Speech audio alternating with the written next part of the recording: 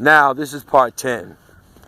Remember, as you know, in the Bible, you're going to find scriptures that'll tell you that you're going to be healed. This is part 10 of our series. My name is Pastor Jefferson. You're going to find scriptures that'll say money. You know, I'm just paraphrasing it, but this is what it means. There's scriptures about getting wealthy. There's scriptures about getting healthy. There's scriptures about getting miracles, speaking in tongues, preaching, growing. Enjoy all of that. That's great. It's fantastic. It's God. But ladies and gentlemen, let me share something with you. This one you got to get. It's like chewing a cube steak. You just got to keep chewing it till you break it down. The real advancement. Now, this ain't going to sound good now. You ready? The real advancement, the real maturity. They don't preach it that much today, but the real maturity, I want you to think about it, okay? Open yourself up to it. The real maturity, and I believe a lot of yous want to be mature. I believe that. You might not show it. You might not show it in the way you should show it, but I believe you want to be mature. I believe that. Now, I know, don't get me wrong. Please don't get me wrong. I know there's people that don't want God. I know that. There's people that purposely disobey. They just want God for what they can get. I know that exists. But I'm just a believer that there's some of you that really want maturity. And look, now this is not going to be popular. You ready? If you preach it, people ain't going to want to come hear you. And you'll probably lose some friends. Oh, that's a guarantee. They'll think you're a nut. They're going to call you a nutcase. But let me get to it real quick. The real maturity is when you read the scriptures that says suffer hard. You know, they're not those words, but you know that's what the scripture's saying. And you're happy about that. I know. Don't let the devil tell you I'm trying to put you into poverty. I know. Scriptures that talk about endure hardness. Like I say, see, you got to read the Bible slow. You know what I mean? I don't mean slow to you're dumb. But remember that word, hardness. Endure hardness as a good soldier. Endure. No, see, listen, let's be clear. When you read that word, it's in the Bible now. Endure hardness as a good soldier. It means that you got to enjoy hardness. Okay. So when you get joy out of those scriptures more than what you can get back, ladies and gentlemen, I ain't going to say you graduated, but you moved up. And you keep on battling that. And see, when you start on the inside of you, and then on your physical doings, hating those kinds of messages, mad about them, then you're guilty of using hush money. Let me tell you where money comes in to the parable of hush money.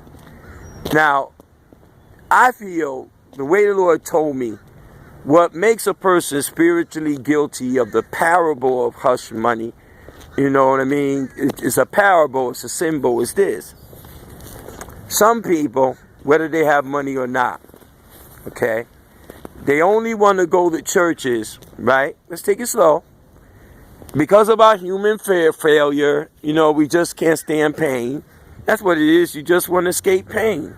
Some people just doing it to be selfish. But a lot of times you just can't stand pain. It's like you want to join a church that'll make you feel you're going to get rich tomorrow and tomorrow and tomorrow and today. Right? Okay, stop right there. You want money. You know, you want God to use a pastor to show you to speak the scriptures about getting rich. Money. Even if you don't give in the offering plate, you go because you're going. A lot of people are searching for churches that the pastor's so powerful, it'll get you to see that poverty is broken, the curse of poverty. So some people just go to church for that. So at the same time, when they go to church for that, just to get a blessing, when the pastor preaches on deliverance, uses the scriptures that let you know you got to stop being bitter and mean. They're mad. So in a spiritual sense, that's bribing the message. That's blackmailing the message. Because the pastor says to God, what should I preach about? Now, most pastors who can't stand losing folks for whatever reason will agree to never preach hard. And it happens all the time. You see, I just want to talk to you for a bit. It happens a lot. It's one of the biggest problems today. It's been a problem. It's nothing new. It's been this way since the Bible times, in the Old Testament to the New, where some leaders for whatever reason, will agree to do that for you. They cater to that. And they will not preach tough messages. They will not preach challenging messages because they know it'll get y'all mad. They can't get the dinners from you. They can't get the birthday celebrations, and they definitely can't get the service from you. So they agree because they don't preach on tough things anymore. So in a spiritual parable, you are guilty of hush money parable because you were happy that the pastor shut up about certain subjects. And the pastors who took the bait are guilty because, see, look, what it makes them do, whether they do it vocally or silently, when the Lord, because the Lord is always going to speak even to a pastor that compromised. He's going to say, preach this tough message.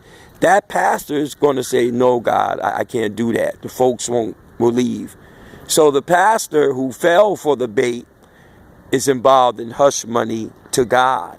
I want them to give, so I'm not going to speak against cigarettes. I'm not going to speak against the deacon smacking his wife, or the wife hitting the husband, or cussing and swearing, because the people will leave. So that's why the Lord told me to name it the parable of hush money, because a bribery was exchanged. What is it? Remember what bribery, blackmail, and hush money is. You take money, property, it's by silence, favor. You're buying silence and you're buying favor.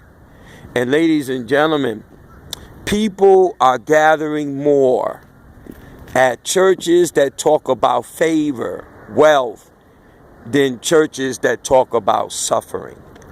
So in a holistic, general example, it's bribery, it's hush money. You understand? I just wanted to take this recording and explain to you why the Lord put that title in there for me to focus on. And I know it's been 9 parts. This is the 10th part, excuse me.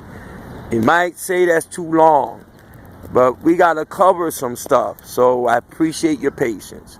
So you don't want to be guilty of spiritually bribing the message, the Lord, and the pastor or the messenger. I see you at camera fell. I see you at part 11.